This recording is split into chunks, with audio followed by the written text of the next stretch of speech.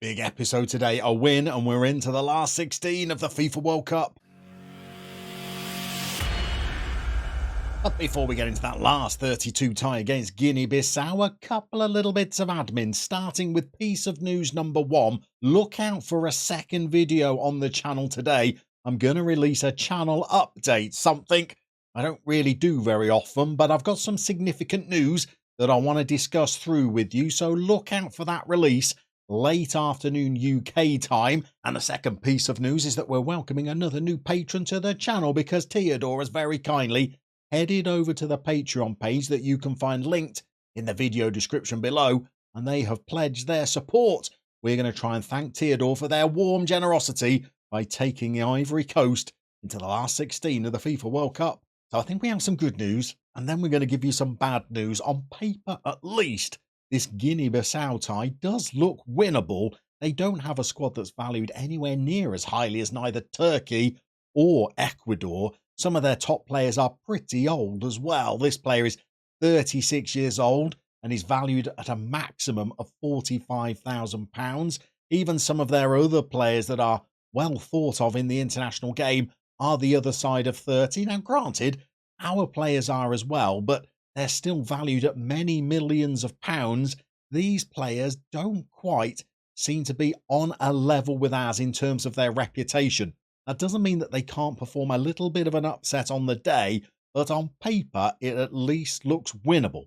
The bad news is that if we are victorious today, then we are almost certainly out of the competition in the next round because we've been drawn against the winners of the Egypt and France tie. The smart money, I would imagine, would be on France to progress. Remember, we're in the year 2030 now, so Eduardo Camavinga is 27, approaching the veteran stage. He's playing for FC Bayern and is valued at nearly £173 million, and he's a world-class midfielder.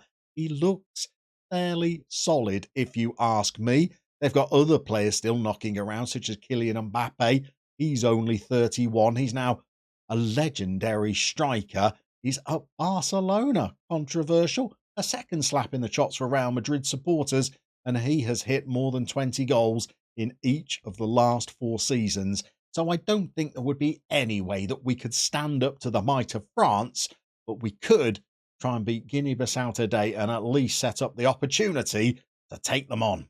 For this Guinea-Bissau encounter, we do have one slight selection problem, and that's that Ibrahima Sangare, our PSV midfielder, has picked up a booking in each of the 2 group games, so he's going to be suspended for today's game. I think the way we try and cope with his absence is to move Odilon Kasunu back in as a halfback, and I think he's actually played better there for the national team than he has done when we've played him at centre-half, even though centre-back is where he plays for Bayern Munich on a weekly basis, and we can bring in for a first start of the tournament a player who's been an almost ever-present for us until we got to these World Cup finals in the form of Sinali Diamande, who also plays in the Bundesliga for Stuttgart this time and is on the back of a pretty good season, getting an average rating above a 7 across 27 appearances, although when we've played them for the national team, they've not really been that solid and frequently perform below a 7. Everybody else we are going to keep as we were for our group games.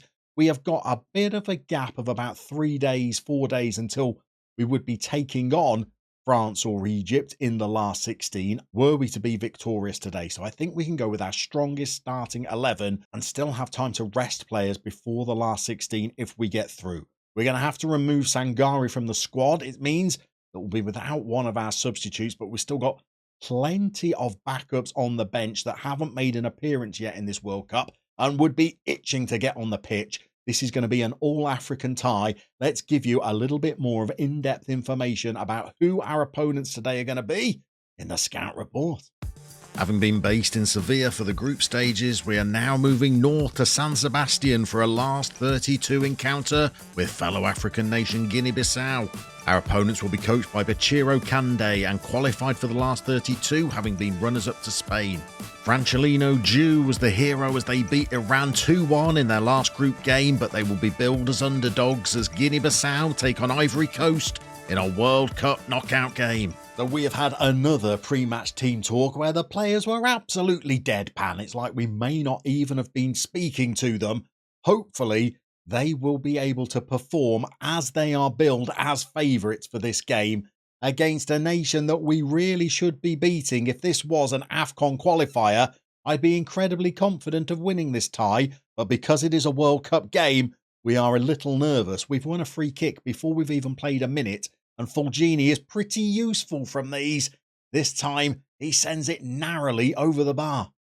Our opponents have got the ball down our right flank and they're working it around the edge of our area. We've only played 7 minutes. It's been a pretty lively start to the game. We've managed to win the ball deep in our own half, and within 2 passes, we've set Datra Fofana free. This is the man that cannot buy a goal in these World Cup finals, despite the fact that he was our main marksman qualifying for them. And I'm afraid that he is really not rising to the big occasion. We've got a long throw now. Singo's going to throw one into the box. Kasunu has flicked a header on. Their goalkeeper moonwalked his way back into the net. But as you can see from the little replay there, unfortunately, it did not cross the line. Unconventional goalkeeping, yes, but he's managed to keep it out. But we've got another long throw now. We don't see many of these, but Singo's tossing in his second of the game. This time their goalkeeper looked very suspect as he spilt the ball. We were unable to force it home, but we do have a corner which Fulgini should be able to swing in. We're dangerous from set pieces as Kessie gets up and flicks a header towards the goal, but it's still 0-0. So we're just over halfway through this first period. Guinea-Bissau, I think, have given as good as we've thrown at them, and we've been undone. From a defensive set play, they've sent in a near post corner. It's a towering header. None of our markers got anywhere near their opponents, and they have reined in and they have thumped a header past Nicholas T. Now we've got it all to do because this would be an upset. We have berated the players in the hope of getting some kind of response from them, but we've got some truly terrible performances. Traore is playing abysmally. Datra Fofana clearly is not the man for a finals tournament. We're 1-0 down at half-time to a nation ranked significantly below us. Well, I did say we were worried about Diomande at centre-half. He's duly rewarding us with a 6.4 from the first 45 minutes. Mark Gay is not playing any better. We have absolutely chastised the players at half-time. We need to try and score early on in this second half in order to force our way back into the game.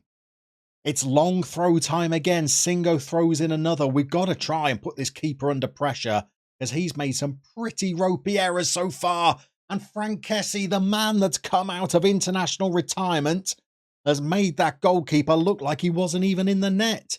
He has just thumped home a blistering effort. And Singo's long throws are being a useful weapon for us today. Singo shows a bit of composure, plays the ball back to Kessie. He's a yard outside the box, and he has just put in a missile of an effort to get us back on level terms.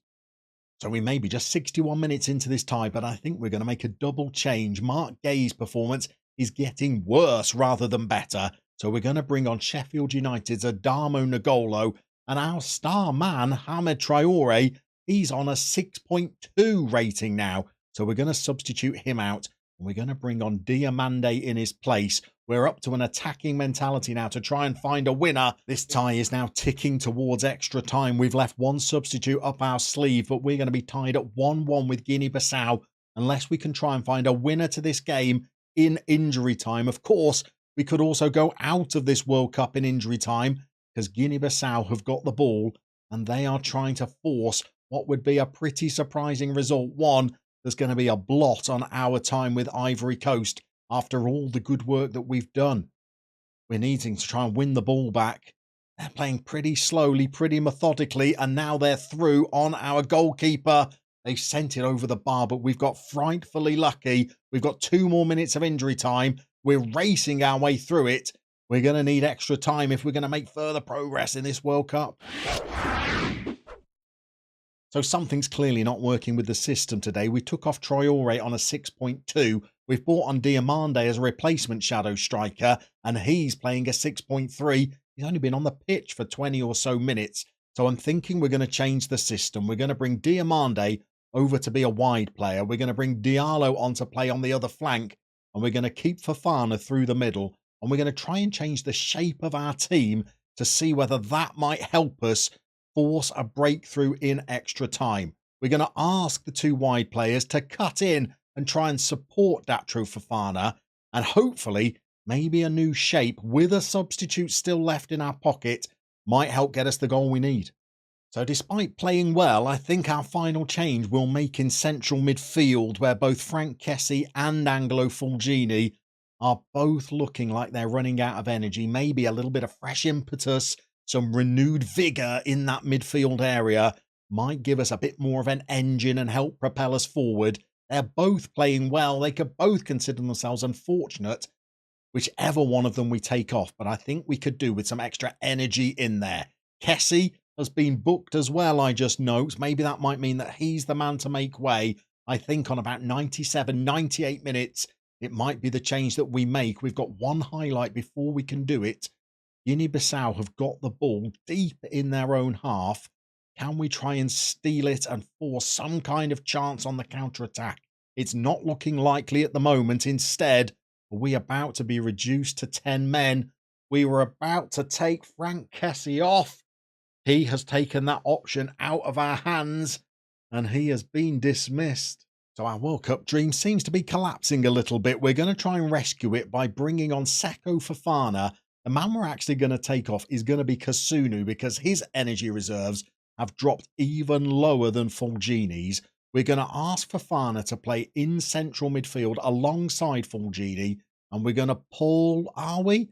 We're not. We're going to leave those two players forward, but we're instead going to ask our fullbacks to be slightly more conservative, and rather than attacking, we're going to go down to balanced instead.